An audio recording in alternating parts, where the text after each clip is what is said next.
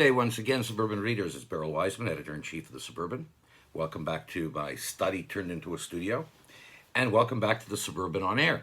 It's our new complement to the hard copy of The Suburban, and a way of keeping in touch more regularly and perhaps more immediately with all of you, our loyal readers, and help us all get through this period of time. And when it's over, we'll be still here commenting on a variety of public issues. Several times a week, myself and my colleagues will be getting on this, so you'll be used to going to the link on our website, and I'll be bringing you up on editorial comment and some news of the day. Mark Littbetter will be doing sports. We'll have Chelsea St. Pierre doing business, and Mike Cohen will be doing entertainment and the society scene around town. I'm talking today on the Monday of the week where we're going to be rolling out a lot of the business of Quebec and the schools of Quebec outside of Montreal.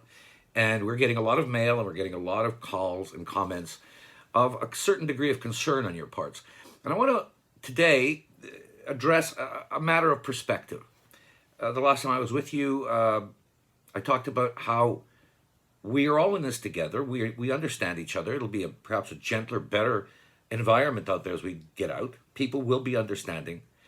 But sometimes there's a difference between words of support, words of encouragement, and some actual historical fact that we've been there before and we've gotten through this before. 1968 was a remarkable year. Some sadness, the assassinations of Reverend King, Bobby Kennedy, some joy. This was the summer of love. Planning for Woodstock was in full ramp up. The planning for the Apollo 11 moon mission was in full operation. And then in the middle of that year, a flu broke out, and it was a very bad flu called the Hong Kong flu. The Hong Kong flu didn't go from China to Europe. It went from China to North America first. It was spread in North America by a brigade of soldiers, American soldiers actually, that were going from Hong Kong to the Panama Canal Zone. To make a long story short, the flu, which for the better part of that year, the remainder of that year, killed some 1 million people worldwide at a time when the world's population was 3 billion less. In Canada and the United States, it killed 110,000 people, when our combined populations were 143 million less. There was no vaccine. There was a vaccine developed some 3 months after the supposed end of this pandemic, and it was called a pandemic. You could look it up, Hong Kong flu. And nothing changed. We got health advisories. We were told what to do, but nothing was shut down. Nothing stopped.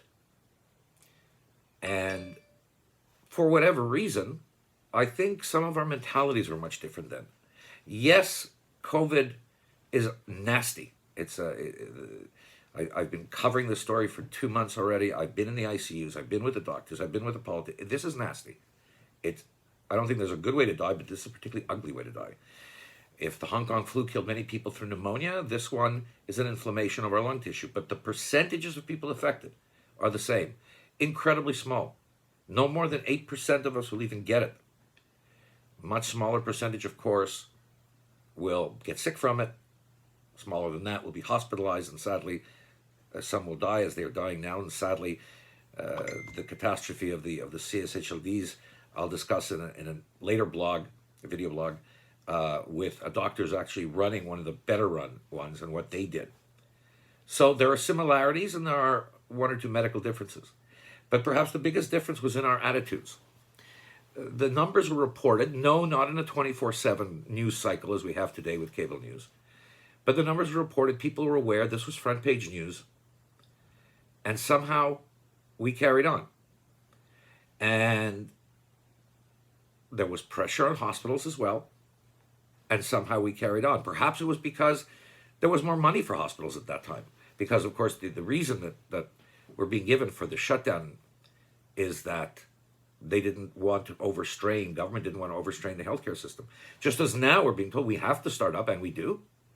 Because if we don't get tax revenues generated, if we don't get business going, we may have trouble keeping our medical infrastructure where we need it to be. So maybe that was a difference. Maybe we had more capacity then. Certainly hospitals today are working on negative surge capacity. If that is the lesson to be learned, then certainly this has to be number one on our agenda in our political life, expanding our medical infrastructure. But just to leave you with this note, it also came from us. There was a great deal of courage on the part of Canadians and Americans in that summer of '68. It took courage to know what was out there and to continue with lives and to continue building and continue growing and doing magnificent things. It was truly a year of hallmarks in human history. We have to, as much as we exercise an abundance of caution when we go out, inside ourselves, we have to know that we've been here before. We've gone through this before. We know the governments will do the best they can, and will do the best we can for ourselves, for our families, for our friends. But in the final analysis, the best is all we can do. There can be no guarantees. And we all have to carry on. Because life has to go on, or the consequences down the road to our health, to our society and civilization will be much, much worse. Good day, good luck, and I'll see you shortly.